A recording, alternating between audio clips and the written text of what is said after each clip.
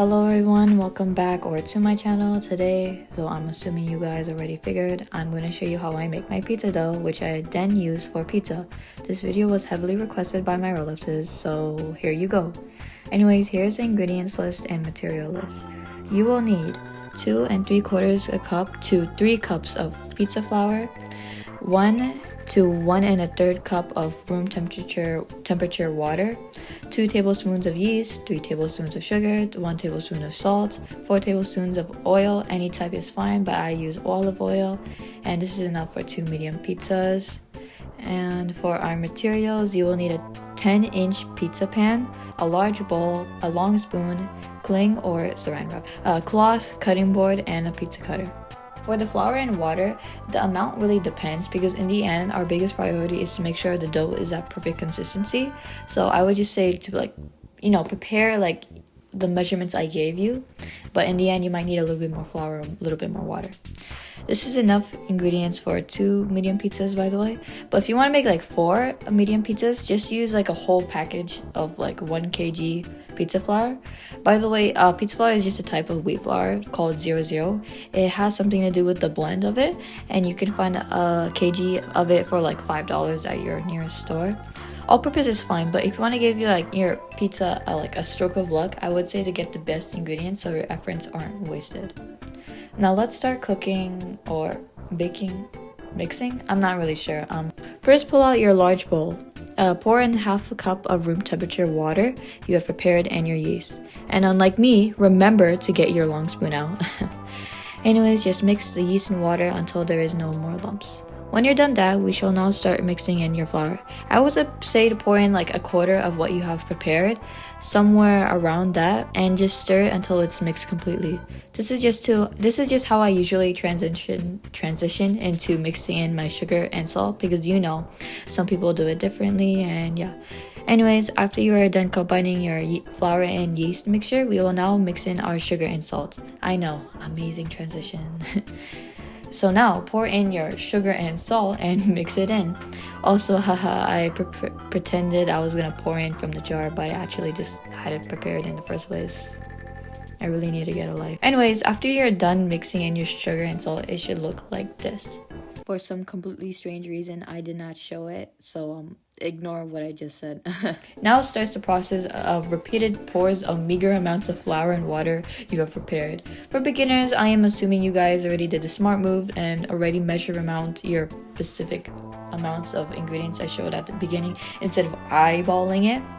Well, if you did, you should now just mix in the rest of the flour and water. After you're done mixing everything, aka the flour and the water, the dough should be at a texture like this. Oh yeah, don't forget to mix in your oil in the middle of this process. That's also pretty important because, okay. And if it's a bit too runny, mix in some more flour, or if it's a bit too dry, mix in some more water. But be careful of how much you put, especially for water. So just start off by a little bit by a little bit. The reason on why I'm being so cautious by this is because I don't want you guys to have a hard time with this. I literally started doing some weird stuff on the table, which I never even do, because I was so nervous about my own dough.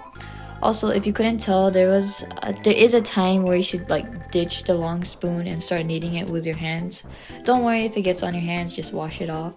So just knead it all out until it's ready as seen on screen. Though to be honest, I didn't knead it that much, so you should still do some more. The texture should be sticky, but not so sticky that it doesn't part from your hands. So when you're kneading it, it should immediately part from your hands. Then grab your pan out, pour some oil, about a quarter cup, but it could also be less than that, so just enough to cover the surface bottom of your pan.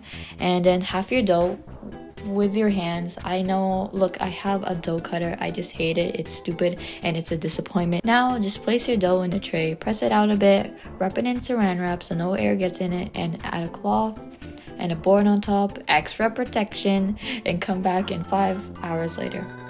Don't put it in the fridge. It's been 5 hours, so I would say to make this at 3 p.m. and then you can serve it at 8 p.m. We now unwrap and look at how much it rises. I'm so proud of myself. Anyways, set your oven to 375 degrees Fahrenheit and just now preheat it. So now just preheat your oven to 375 degrees Fahrenheit, and now we just assemble the pizza. Add your basic pizza sauce, sprinkle some mozzarella cheese on top. I won't bother you guys too much about how much you should put. It's honestly your guys' choice. Your oven should be now preheated, and now we can finally cook at the pizza. I let it bake for 15 minutes, and when it looked like this, I set it to a high boil for 1 to 3 minutes.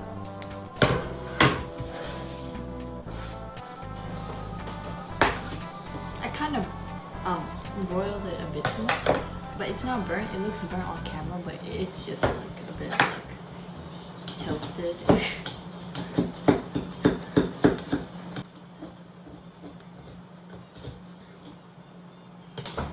Okay, so make sure to oil your pan with a generous amount so you don't have any problems with this, step in the process. I totally oiled my pan properly.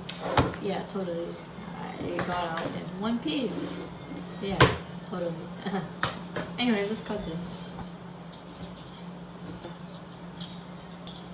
And yeah. Pizza.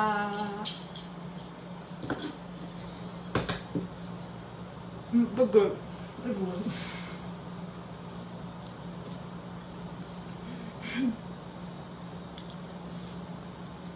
Yeah, just stop being emo and turn on the light.